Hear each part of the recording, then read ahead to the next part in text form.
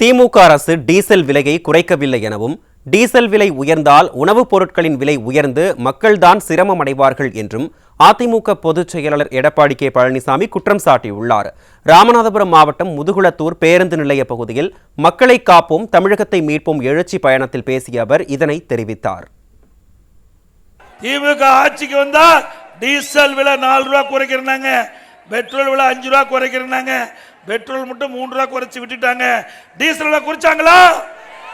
ஏன்னா எல்லாமே டீசல்ல தான் நம்முடைய விவசாயம் செய்ய வேண்டி இருக்குது. எல்லா டிராக்டர் வச்சு உழுவ வேண்டி இருக்குது. இன்றைக்கு எல்லா உணவுப் பொருளும் லாரியில் வருது.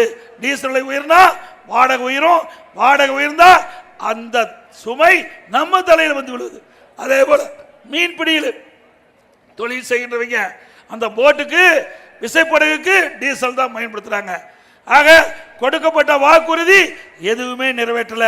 மக்களை ஏமாற்றி ஆட்சிக்கு வந்த அரசு தொடர வேணுமா?